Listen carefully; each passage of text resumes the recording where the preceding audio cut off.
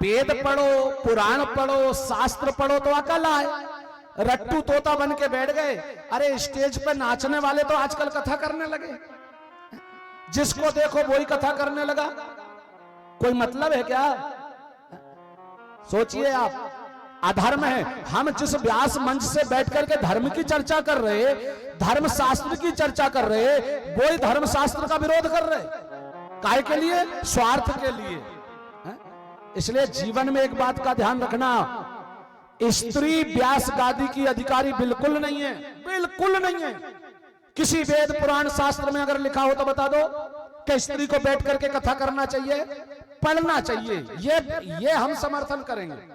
हर स्त्री को भागवत पढ़ने का अधिकार है, हर स्त्री को रामायण पढ़ने का अधिकार है, हर स्त्री को गीता पढ़ने का अधिकार है, पर व्यास गादी पर बैठने का अधिकार नारी को नहीं है। अच्छा, पढ़ने का अधिकार क्यों है? क्योंकि एक मां अगर अच्छी शिक्षा लेगी तो उसका बच्चा संस्कारी होगा। मदालसा ने अपने पुत्रों को शिक्षा दी है क्योंकि ज्ञानी थी। सोचिए आप। इसलिए मैं निवेदन करूंगा, नारी जाति का वेद शास्त्र पुराण पढ़ना जायज है, लेकिन व्यास गादी पर बैठना गलत है। दुर्गा देवी भागवत में स्पष्ट लिखा है, जो स्त्री जाति के मुख से पुराण कथा श्रवण करता है वो श्रोता भी नरक जाता है। वक्ता तो जाएगा ही। अब तुम्हारी लगातार कथा चल रही है, 2-2 महीना टाइम नहीं है, तो धर्म पीठ को तुमने भ्रष्ट कर दिया। शर्म नहीं आती? लज्जा नहीं आती? निवेदन करूंगा, पढ़ लिख करके ज्यादा एडवांस दिमाग नहीं चलाना चाहिए। बेटियां पढ़ें, अच्छी बात है, धर्म शिक्षा लो। आज समाज में भ्रष्ट बुद्धि क्यों हो रही है? अच्छे विचार क्यों नहीं आ रहे? ना कोई नियम का पालन, कुछ नहीं है।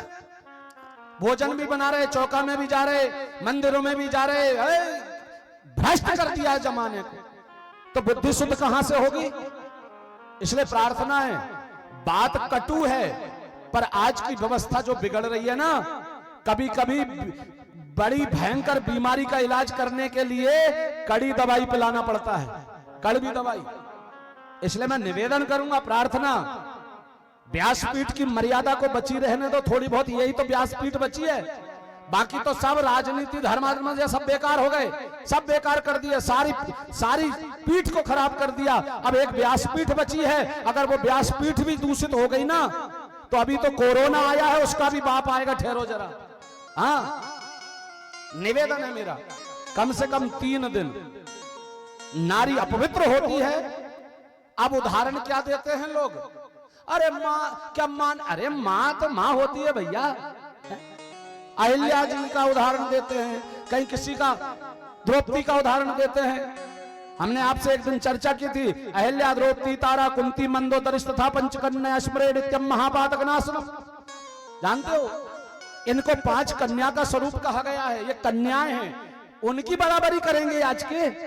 है उनके बराबर तुम्हारे अंदर सामर्थ्य है, उतनी शक्ति? इसलिए ध्यान रखिएगा। निवेदन है, ये धर्म शास्त्र है, ये साक्षात भगवान का स्वरूप है, कम से कम इनको तो भ्रष्ट मत करो। क्या जमाना आ गया है। इसलिए निवेदन, प्रार्थना, आज ये कथा सिखलाती है।